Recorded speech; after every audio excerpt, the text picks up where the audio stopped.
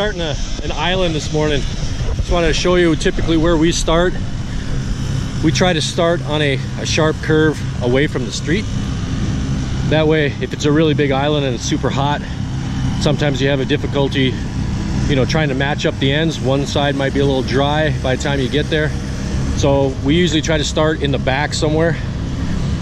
I always start on a curve also. Usually the tighter curves, because I don't have to move my tire as I come back around, and I'll show you that as we come back around. But I can basically slide that tire right past the curb, and there's a lot less hand packing to do.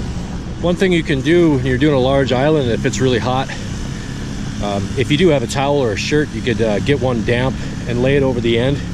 That way it's not going to evaporate as fast. It'll be easier to travel when you get back there.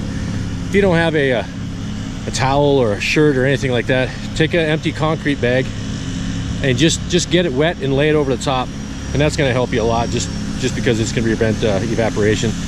This island here is not that big. It's pretty cool out today, so we're not going to do anything to the end. One thing you got to remember too is when you start the circle, usually what I do is I'll put my feet on the back tires and let it pump out a little bit and lift up the front of the machine. So technically kind of do a little wheelie to get that to lift up in the front, because if you don't, when you come back around, your existing one that you just did is going to be an inch or two higher than that, and you got to do a lot of hand packing to level it out. So if you can lift that up at the beginning, you're going to be much better off.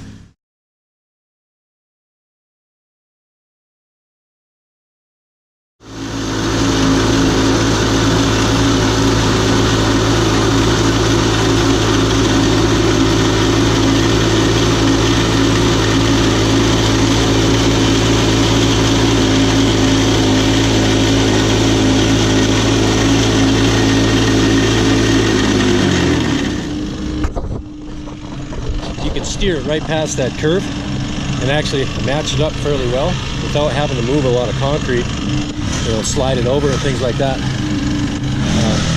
So that's why we always start on a curve. The sharper the curve, the better, in my opinion, to start your circle with.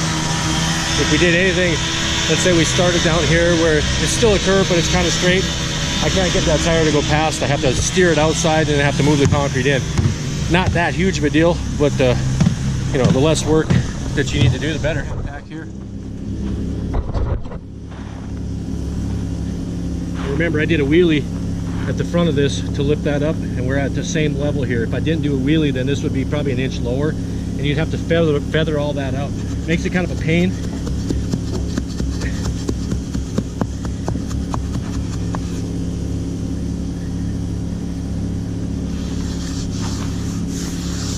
Really good mix, so this is going to be easy. Just going to try to level that just a little bit.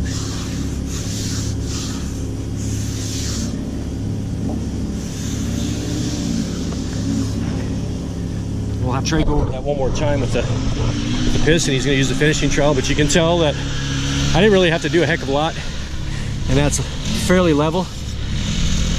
You know, I would suggest to take a step back and take a look at that and see if anything is kind of wobbly or anything like that. It looks fairly level, but I think I'll probably add a little bit to the top of that to kind of level it off a little bit.